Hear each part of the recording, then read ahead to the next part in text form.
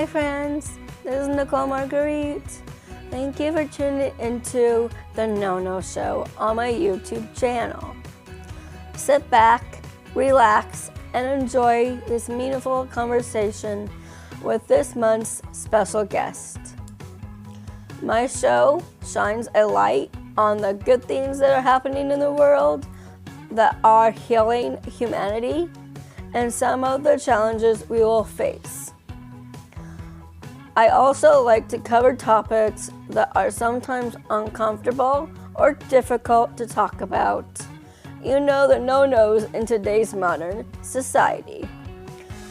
I hope this show will inspire you to advocate for human rights and for equality for all people to spark a love revolution.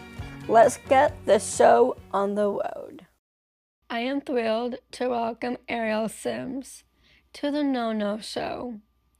Ariel is very passionate for disability inclusion and is the proud president and CEO of Disability Belongs, formerly RespectAbility, where she works to empower individuals with disabilities. With a rich background in disability rights and policy advocacy, Ariel has dedicated her career to promoting equal opportunities for all.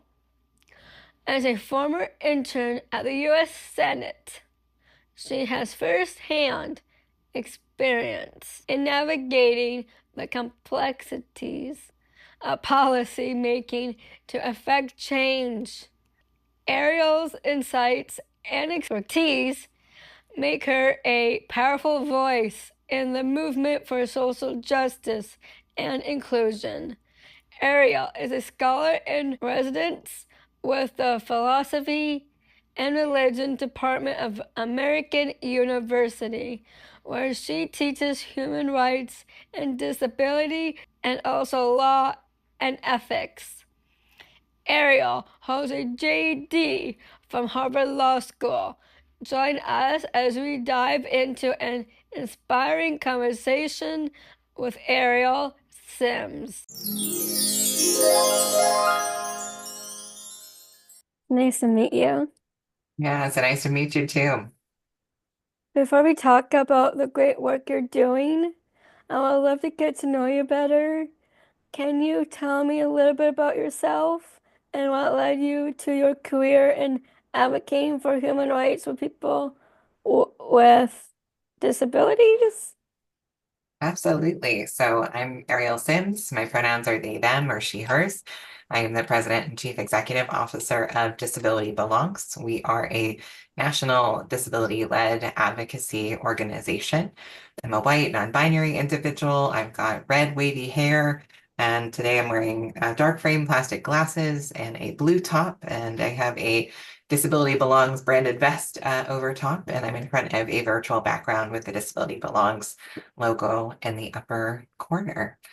You know, this work is it's very personal to me. I'm a person who identifies as having multiple disabilities. I grew up around a lot of disabled family members, and caregiving was just part of my life experience from an early age. Even though I didn't always have the words to describe disability or understand all of its nuances and complexity. And I really didn't come into the professional space of advocacy until I had served as a mental health counselor on an inpatient psychiatric unit of a hospital and was working very closely with people with mental health disabilities and started to understand that there were some bigger issues and challenges that the disability community was facing, and that I might have the opportunity and the privilege to really advocate and try to make some change for the disability community. That led me to go to law school and become sort of a more traditional advocate, and been working on disability rights and human rights and civil rights ever since, in a lot of different capacities in a lot of different areas. Thank you for sharing. All right. Tell me about your vision for Disability Belongs and why was the name changed from 2024 from RespectAbility?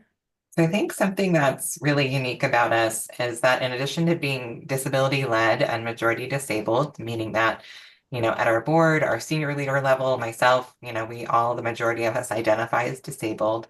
We're also majority disabled as a team. Over 80% of our team members on the staff identify as disabled. And at any given moment, we have other people who are sort of actively exploring their disability identity. We're also cross disability, meaning that we don't just advocate for one part of the disability community or those who have a specific diagnostic label, that we really care deeply about the full diversity of the disability community and the broader needs and interests of the community as a group. So that's a little bit more kind of about sort of who we are as a team. I would say that the vision for Disability Belongs really kind of comes back to what we're trying to accomplish in the world. And at the end of the day, we want to create a world where everyone has a sense of belonging, and that includes disabled people having that sense of belonging in all parts of community. And we really try to do that by redefining narratives of disability, really challenging how people think about disability, and really having people think about disability as part of the overall human experience, by developing disabled leaders and really empowering the larger disability community to advocate and put things out there, that the community wants to advocate for and support. And really the last thing for us is all about driving opportunity, which means that we really try to take down systemic barriers that create challenges and limit what we can do as disabled people. So those are kind of the big things about kind of, how we're trying to do this work and what we ultimately want to achieve. And for us, we really wanted to change the name because we were named at a time when putting the word ability in the name was quite popular. And unfortunately, it really didn't age that well. I think the community at large quickly understood that if we're always talking about ability and prioritizing ability, are we unintentionally saying something about not supporting disability and not using the word disability?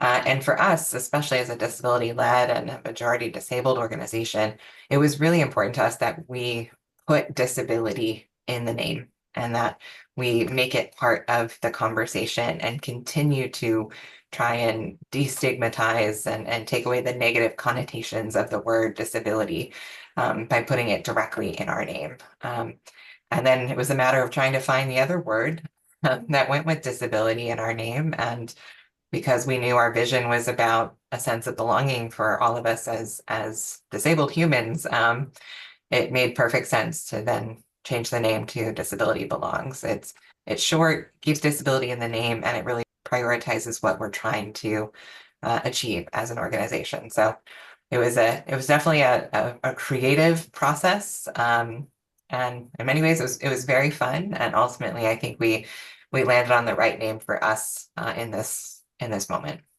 Thank you for explaining your vision and the name change. It's really inspiring. Yeah, thank you. It was definitely a process, but it was exciting. We got to bring in a lot of the staff team, a lot of our board members, the community members at large also got to participate and share feedback. And at the end of the day, I think that was also really important to us, is having a name that people felt invested in and cared about, and that gave them that sense that we were an organization that where they could belong. Yeah, it's great. Can you explain how your identity, both a person with a disability and a member of other communities, informs your advocacy work, and why intersectionality is critical to fight for our rights? Absolutely. So in addition to being someone who identifies with having multiple disabilities, I also identify as a non-binary person and a member of the LGBTQI plus community. And I think all of those things are important to who I am as an individual, but also how I show up as an advocate. And big picture, intersectionality is one of our core values as an organization, because we know that people with disabilities don't just show up as one part of their identity.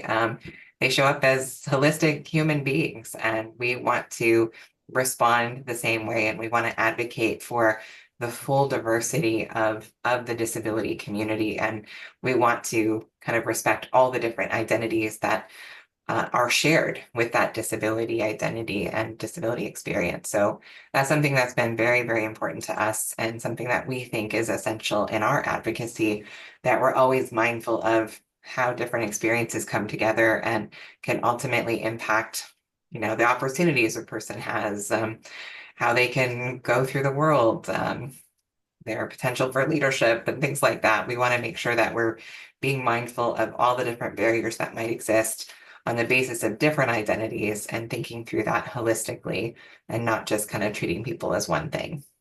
Thank you.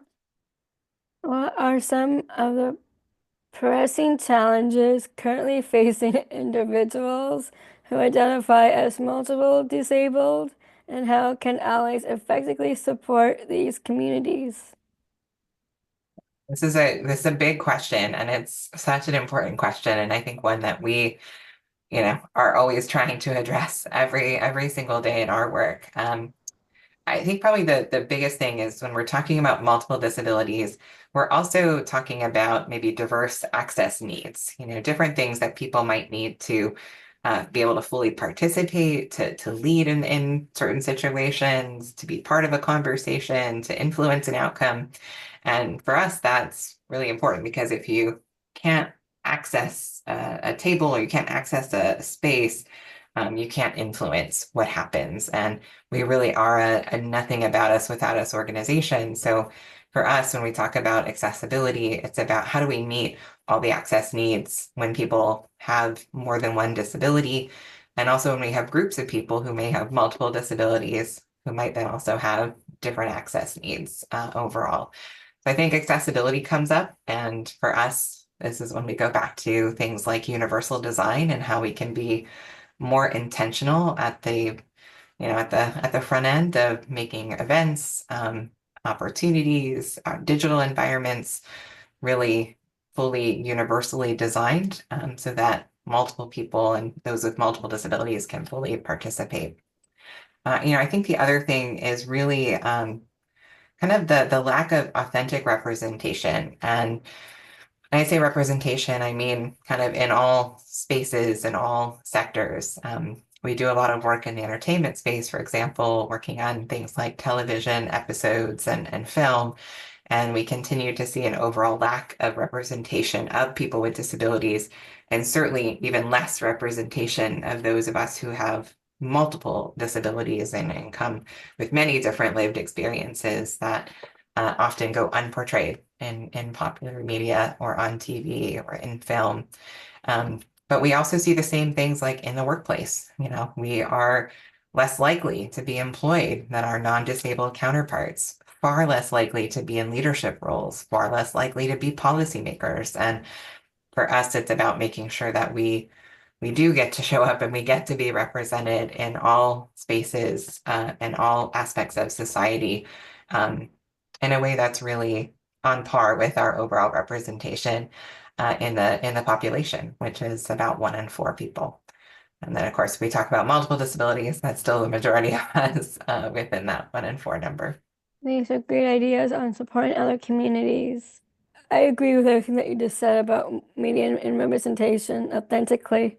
Absolutely. And it's not just the numbers too. For us, it's also ensuring that when we are represented, the representation is truly authentic. It's not leaning into a trope or a myth or a stereotype about disability.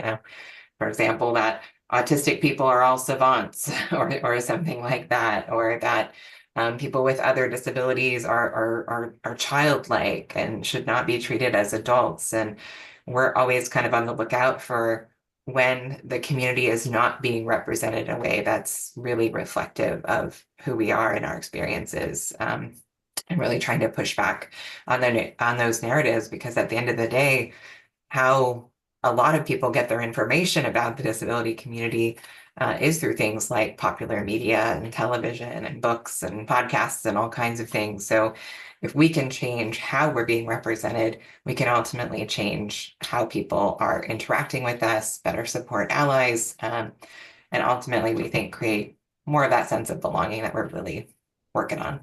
In your view, what recent policy changes in the new administration could have a significant effect on disability communities, as what future changes are needed to ensure equality and protection for all? Yeah, I think this is a great question and one that, everyone's always asking themselves whenever a new administration comes into the White House or we have a change in Congress and a new session starts. It always takes some time to get a sense of, the new administration's priorities and what's most important and what are they going to be focusing on. And, we go through this cycle as just part of living in a democracy. I think probably the biggest thing we've seen recently is an overall swing in how people are understanding and talking about DEI, diversity, equity, and inclusion. And you know, been advocating for a long time and have seen the overall sort of pendulum swing back and forth on, DEI and how it's brought into politics or not brought into politics. And I think we're in a moment where, it's definitely being heavily part of political conversations. And also it's in this kind of swing that it's no longer being viewed as a positive thing in all considerations. This has had, I think, some implications for the disability community because for a long time, we've been really advocating and pushing for disability to be considered part of DEI because we were kind of the last part of the conversation of what constitutes diversity. And for many years, the advocacy community at large has been really pushing for that and saying the disability is part of human diversity and therefore it should be part of the DEI conversation. And I think now we're sort of in a moment of we still haven't quite gotten disability consistently into the diversity conversation. So it could be both a challenge and an opportunity in the sense of it's in somewhat unknown at this time. But I think for those of us who are advocating, we still have to kind of push this narrative that disability is part of the human experience, that disability is universal in a sense, because even if we're not personally, we don't personally have a disability, chances are we know somebody who does. We have that potential to be an ally, a family member, a friend, a coworker, like so many other ways that we're going to interact with people with disabilities. So I think it's important that we keep pushing that overall narrative. And every administration that's coming into power has an opportunity to be a leader when it comes to disability, when it comes to disability civil rights and human rights. And our hope is that every administration really thinks about the opportunity it has to be a leader in disability and to really follow the lead of and listen to the larger disability community and really think through, in partnership with the community, what do we really need? And then really make its policies in response to that. I hope to see changes to ensure equality be a little bit more positive as well. Yeah, same. And I think there has been some significant achievements over the years. Um, Something I think that's always helpful to know or remember as an advocate is that every significant achievement in the world of disability policy has been a bipartisan effort or even, multi-partisan effort with many political parties supporting it, including things like the Rehabilitation Act, the Americans with Disabilities Act. So I think that will continue to be a trend that we will see far into the future, that we do need to have overall alignment, regardless of political background, affiliation, or party, that disability is a priority and it's important that we work on. And things like ending subminimum wage matter to the disability community and beyond. Ensuring voting is accessible is a top priority. That we're constantly thinking about the accessibility changes with emerging technologies. So these things matter sort of, no matter who's in the White House or who's in Congress. And the hope is always to work on these things in a way that is kind of brings people together around that universal shared experience of disability. Thank you for your insight. How can local communities foster a more inclusive environment that supports individuals at the intersection of disability and other identities? So this is I think a really important question for every community to ask themselves, and can also be asked by, workplaces, by organizations, really kind of any sort of group or subgroup of people can have these conversations and think about ways to be more inclusive and more accessible to those community members. And I think it really starts by knowing the community. So if you're a local town, for example, knowing who lives in the town, who's part of the town, who's in that population, and what kinds of things do they like to do? Is there a park? Is there a movie theater? Are there restaurants? Is there a great food scene? Kind of understanding what the community has to offer and how community members want to be involved and participate, and really think about it from those perspectives and lenses, and engage in conversations and dialogue with those community members about what they need to enjoy living in that community, for example, or if we're talking about a workplace, thinking about the needs of disabled employees, and really trying to think of ways to meet those needs. Um, I think it really starts with that, really knowing, having the dialogue and the conversation, and working with those communities directly to make sure they feel supported. I agree. I would like to see that also happen Yeah. as well. What are your hopes and goals for the future of disability rights advocacy and disability belongs, and how can individuals get involved in supporting this important work? Probably my favorite question is, how can people get involved? We love to have the support and activism of the larger community alongside everything that we do. And we often follow the lead of the community too. That's just part of our commitment to being a nothing about us without us organization. I would say probably the easiest way that people can get involved is to follow us on social media, check out our website, you know, stay up to date with our newsletters and things that are happening in our world or that we're advocating for. One of the biggest things that we put out are called action alerts, and it's ways for the larger community to support bigger policy issues that are going to have an impact on a lot of people with disabilities at the same time. So, for example, last session we put out action alerts to have people help us end sub minimum wage for people with disabilities. Action alerts related to accessible voting and improving existing technology to make sure it was more accessible. Trying to eliminate asset caps and limits on supplemental security income. So, kind of these bigger policy issues that we've been alluding to, that every person's voice really matters and can make a difference. So I'd say keep following for those things. On the, what am I hoping for in the future? I would really love to put ourselves out of a job, that we don't have to exist as an organization, because, disabled people are treated equitably in society, and they truly belong, and they're represented at all aspects and at all levels of society. And that would ultimately be my goal. And in the meantime, I think we're going to continue to work on things like promoting accessibility, really advancing authentic representation, and really promoting full inclusion, in the sense that if we do these things well, ultimately every disabled person will have a sense of belonging in their community. Thank you for sharing.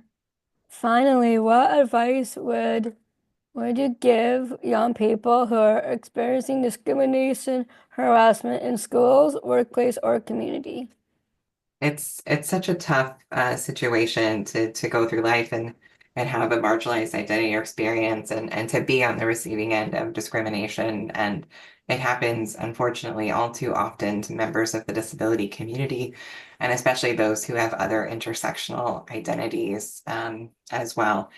I think, the first thing to know is that, you're not alone. Other people have experienced this and have had to deal with systems and places that were not made for them or work to actively exclude them. And I think there's a sense of power sometimes in knowing that you're not alone in this, that there is a community out there of people with similar experiences, who can be a source of support and resiliency when you might need it. So I think that's really the first thing, is to find your community and lean on the community for support. The other thing you can do is reach out to disability organizations for further advice or guidance. On different parts of society have different sort of mechanisms for addressing discrimination. So, for example, in the workplace, we have a federal agency, the Equal Employment Opportunity Commission, or EEOC, that addresses discrimination in the workplace. We also have the Office of Civil Rights in the Department of Education that works on discrimination in higher education and in schools.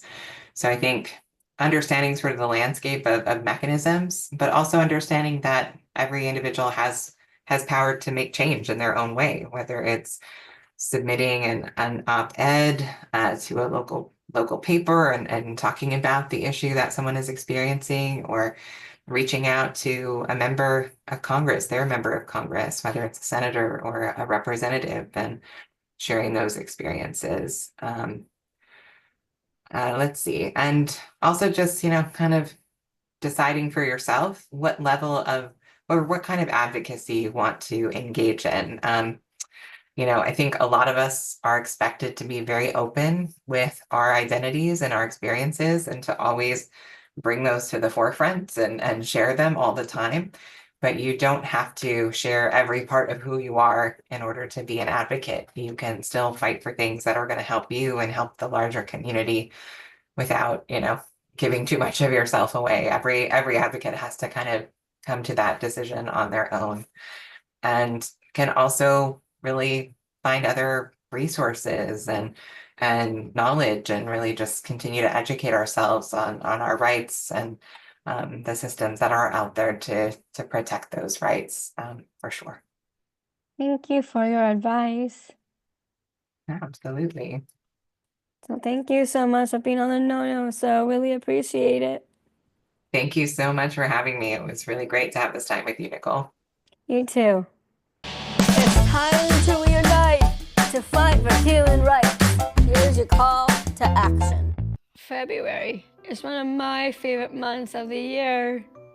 Not only is it the time when love is in the air on Valentine's Day, but I get to celebrate my birthday on February 18th, yes. As I celebrate another year of life, I invite you to join me in making a difference in the world by donating to organizations like the Human Rights Campaign, GLAAD, or Equality California. These incredible nonprofits are fighting tirelessly to protect and uphold the rights of the LGBTQ+ community every single day. In a time when those rights are being compromised and attacked, it is more crucial than ever to support the activists and advocates on the front lines. Your contribution can empower your efforts against discrimination and injustice, helping to create a world where everyone can live authentically and freely. This year, let's show that love wins. Please consider making a donation in honor of my birthday to help further the mission of these vital organizations. Together we can make a meaningful impact and ensure that the rights of individuals are respected and celebrated. To donate to the Human Rights Campaign, visit givehrc.org. To donate to GLAAD, visit glad.org. To donate to Equality California, visit eqca.org. Thank you for your support. Don't blink, you might miss the rapid fire questions. Ready, set, go. If you aren't doing the career you have now, What other career would you do? Great question. I feel like I would want to be like a travel photographer, and just like go around the world and take photos, especially of landscapes. That's beautiful. What is the best advice has someone has given you? Oh, I love this question. Probably the best advice I've ever gotten is to, whenever you face a challenge, look for the ways to make it an opportunity. In other words, you know, try to change your mindset from this thing is hard or difficult to how can I make this thing be positive and lead to a good outcome, even if it doesn't feel that way initially. That's amazing. Who has influenced your life? So many people. It would be really hard to limit it to just one. I'd say probably very, very influenced by many disability advocates who have come before me, and certainly folks like Judy Human come to mind, the mother of disability rights, that really made so many great strides and achievements for the disability community in a time when it was even more difficult to do so. I think advocates like that really inspire me to keep going and build on the work that has come before. As this is the no-no show, I would like to ask you what is a big no-no in our modern society? I'll relate it back to disability. I think a big no-no is not using respectful language when talking about or to the disability community, and not being sort of mindful of the power of harmful language and what that can do. So for me, that's a big no-no, and we should always be really thoughtful about our language and how we use it. I also agree on what you just said. Yeah.